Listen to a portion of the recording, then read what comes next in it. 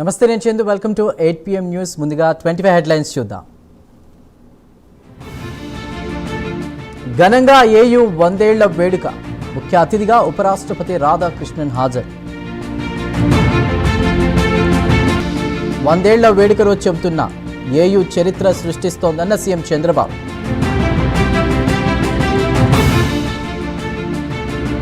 Andhra university ఒక సంస్థ మాత్రమే కాదు, ఒక ఎమోషన్ అన్న మంత్రి నారా లోకేష్.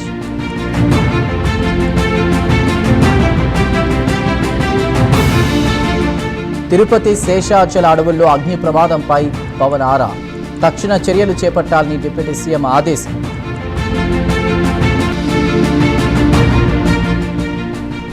ఏయూ 100 ఏళ్ల వేడుకల్లో ప్రసంగించిన సచిన్ టెండూల్కర్ నిరంతర సాధనతోనే ఉన్నత స్థాయికి చేరానని వెల్లడి.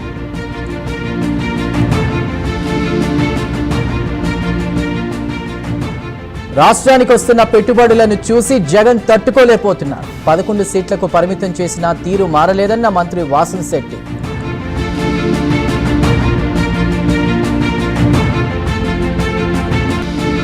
ఇంధన కొరత ఏర్పడినందుకు చంద్రబాబు సిగ్గుపడాలి. సమీక్షలు సలహాలతో ఇంధన కొరత తీరదన్న షర్మిల.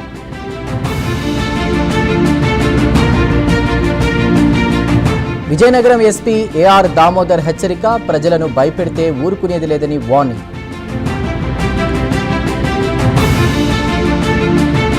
తిరుపతిలో ఉచితంగా పెట్రోల్ పంపిణీ, పెట్రోల్ బంక్ వద్ద బారులు తీరిన వాహనదారులు. మహిళల భద్రత కోసం స్పందన వీక్ ప్రారంభం, ఉమెన్ సేఫ్టీ కోసం కృషి చేస్తున్నామన్న సీఎం రేవంత్. రాష్ట్రంలో అభివృద్ధిపై ప్రజాపాలన సాగుతోందన్న టీపీసీసీ చీఫ్. వచ్చేసారి 2023 ఎన్నికల ఫలితాలు రిపీట్ కావాలని ఆకాంక్ష.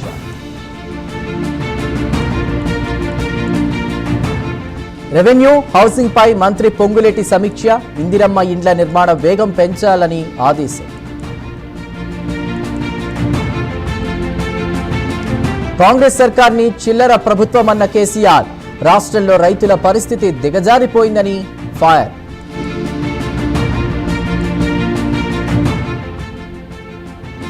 కాంగ్రెస్ ప్రభుత్వంపై కేటీఆర్ మండిపాటు. తెలంగాణలో అరాచక పాలన సాగుతోందని విమర్శ.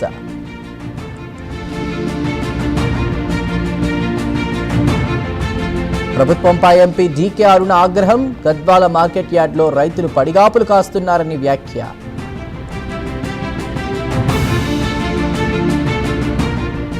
హైదరాబాద్ అంబర్పేట్ చౌరస్తాలో భారీ అగ్ని ప్రమాదం. మహేంద్ర కార్ సర్వీస్ సెంటర్లో చెలరేగిన మంటలు. జనగామ సబ్ రిజిస్టర్ కార్యాలయంలో విజిలెన్స్ సోదాలు.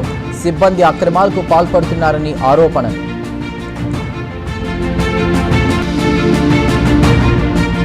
రంగారెడ్డి జిల్లాలో ఘోర ప్రమాదం. సిమెంట్ కంపెనీలో కూలిన భారీ క్రేన్.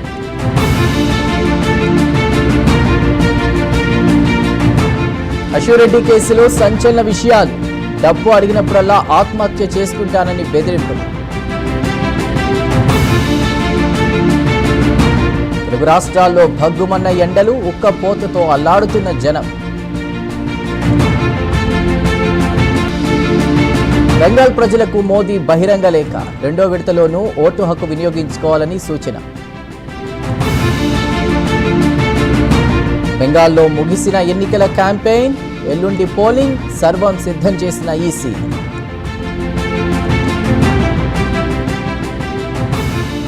బీజేపీలోకి 7 యాప్ ఎంపీలు. 113కు పెరిగిన బీజేపీ సంఖ్యాబలం.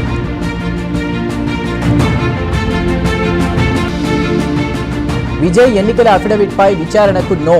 పిటిషన్ను కొట్టివేసిన మద్రాస్ హైకోర్టు.